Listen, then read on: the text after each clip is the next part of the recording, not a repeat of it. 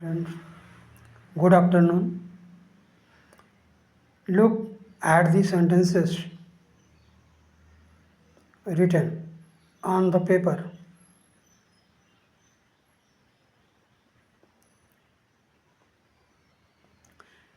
ये सभी वाक्य हिंदी में लिखे हैं, प्रेजेंट इंडेफिनिट टेंस के हैं।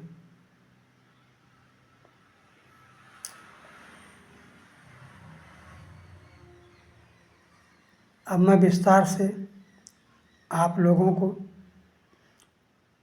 इनका अंग्रेजी में ट्रांसलेशन करना बताएंगे। कृपया जुड़े रहिए। Wait while.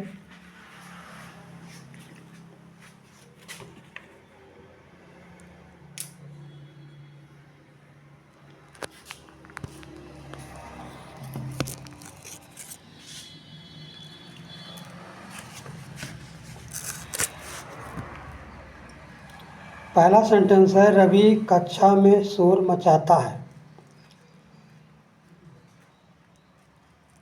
यहाँ पर हम देख रहे हैं कि हिंदी वाक्य के अंत में ता है आया हुआ है, इसलिए हम कन्फर्म हो जाते हैं कि ये वाक्य प्रेजेंट इंडेफिनिट टेंस में है।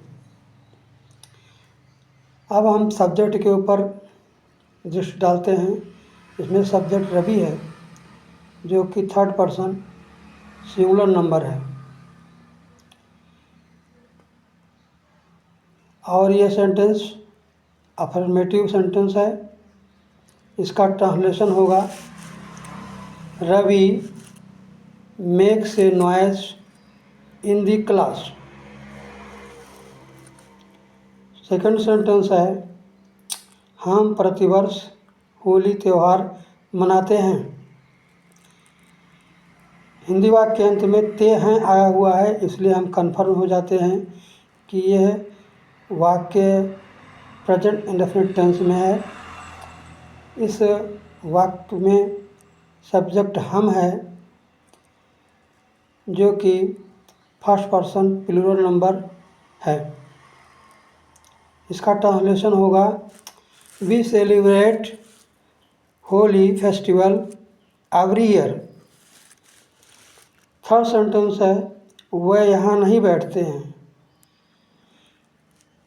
लास्ट में सेंटेंस के अंत में ते हैं आया हुआ है, इसलिए हम कन्फर्म हो जाते हैं कि ये वाक्य प्रेजेंट इंडेफिनिट टेंस में है, और ये निगेटिव है क्योंकि नहीं आया हुआ है।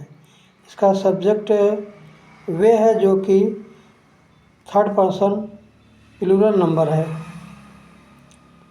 इसका ट्रांसलेशन हम करेंगे तो सहायक क्रिया डू का प्रयोग करेंगे और मेन वर्ब की फर्स्ट फॉर्म का प्रयोग करेंगे।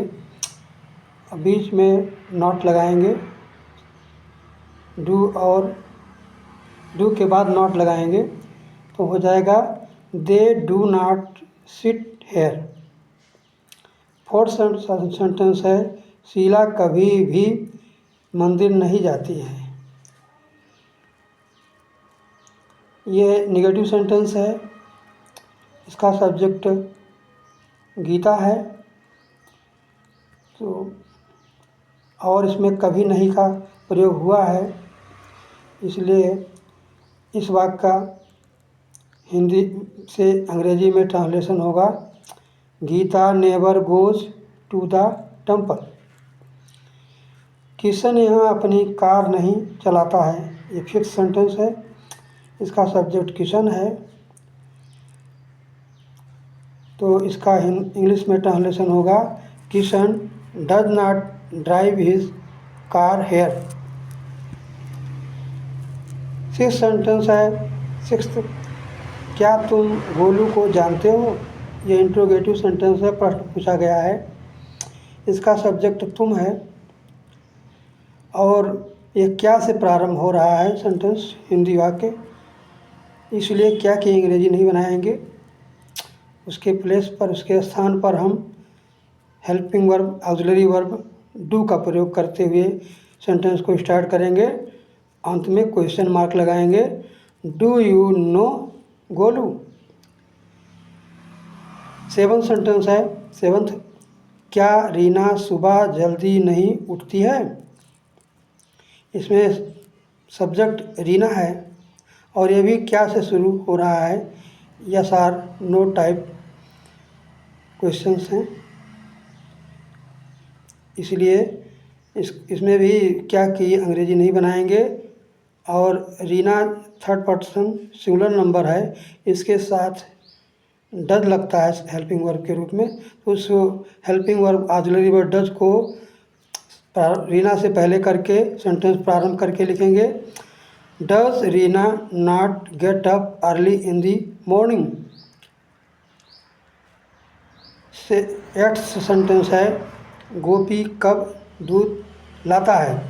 इसमें जो क्वेश्चन वर्ड है कब, ये हिंदी वाक्य के बीच में आया हुआ है, इसलिए सबसे पहले इसकी अंग्रेजी बनाएंगे और उसके पश्चात गोपी के साथ, गोपी 3rd पर्सन सिंगुलर नंबर है, उसके पश्चात कब की अंग्रेजी व्हेन बनाने के बाद गोपी सब्जेक्ट होने 3rd पर्सन सिंगुलर नंबर होने के कारण डज लगाएंगे और वाक्य को इस प्रकार से ट्रांसलेट करेंगे।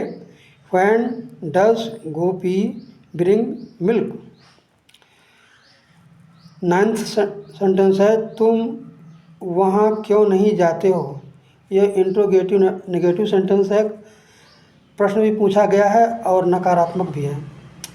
तो सर्वप्रथम हम जो है क्वेश्चन वर्ड क्यों की अंग्रेजी बनाएंगे और उसके बाद तुम सब्जेक्ट आया है, इसलिए डू हेल्पिंग वर्ब का प्रयोग करके वाक्य का ट्रांसलेशन इस प्रकार से करेंगे।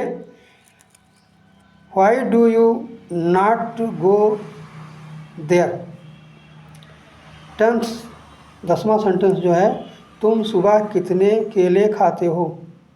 यहाँ कितने केले आया है, तो इसका जो है ट्रांसलेशन एक साथ होगा। इसका ट्रांसलेशन करने के बाद तब जा कर के हमें हेल्पिंग वर्ब लगाना होगा। हाउ मैनी बनाना से स्टार्ट करेंगे, हाउ, और इसका ट्रांसलेशन हो जाएगा how many bananas do you eat in the morning. Time जो लास्ट में कर दिया जाता है। 11वां सेंटेंस है, राधा कितना दूध रात में पीती है। तो कितना दूध का ट्रांसलेशन सबसे पहले करेंगे, उसके सबसे पहले अंग्रेजी बनाएंगे और राधा के अनुसार Radha 3rd person singular number subject है, इसलिए कितना दूध, हाउ मच मिल्क के उपरांत डज लगा ऑक्सिलरी लगा करके तब फिर सब्जेक्ट लिखेंगे राधा, तो उसका ट्रांसलेशन हो जाएगा how much milk does Radha drink at night. Last question है, गली में कौन चिल्लाता है। इसलिए इसमें कौन की अंग्रेजी कौन जो है सब्जेक्ट का काम कर रहा है, इसलिए इसमें डू डज का प्रयोग नहीं करेंगे। वाक्य को हु से स्टार्ट करेंगे और क्रिया से पता लग रहा है कि जो है सब्जेक्ट जो है कर्ता जो है एक है, इसीलिए फर्स्ट फॉर्म में यस लगा देंगे मेन वर्ब के और वाक्य का ट्रांसलेशन इस प्रकार से करेंगे, who cries in the street. इस प्रकार से आप लोगों ने देखा कि प्रेजेंट इंडेफिनिट टेंस जो कि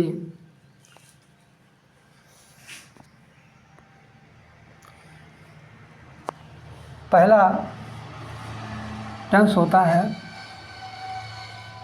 इसका ट्रांसलेशन किया जाता है। अब हम इसकी समरी बता रहे हैं। प्रेजेंट इंडेफिनिट टेंस में अंग्रेजी वाक्य में यदि कर्ता subject 3rd person singular number है, अन्य पुरुष एक वचन है, तो मेन वर्ब की फर्स्ट फॉर्म में यस या यस लगा रहेगा। इससे भिन्न अगर कर्ता 3rd पर्सन प्लूरल नंबर है, फर्स्ट पर्सन है या सेकंड पर्सन है, तो सब्जेक्ट के बाद मेन वर्ब का फर्स्ट फॉर्म प्रयोग होता है। ये क्रिया हम पॉजिटिव सेंटेंस में करते हैं। निगेटिव सेंटेंस में थर्ड पर्सन सिंगुलर नंबर के लिए हेल्पिंग वर्ब डस प्रयोग करते हैं और शेषकर्ताओं के लिए helping verb auxiliary verb to का प्रयोग करते हैं और मेन वर्ब की फर्स्ट फॉर्म का प्रयोग करते हैं। इंट्रोगेटिव सेंटेंस बनाने के लिए डू और डस को सब्जेक्ट से पहले लिख देते हैं। अगर क्वेश्चन वर्ड सेंटेंस में हिंदी सेंटेंस में बीच में आया है तो सर्वप्रथम उसी की अंग्रेजी लिख करके तब डू डस लगाते हैं। आप लोगों को ये हमारा टीचिंग क्लास कैसा लगा कृपया कमेंट करके बताइएगा। जो त्रुटियां हुई हों उसको क्षमा कीजिएगा। Thank you very much. Now bye bye.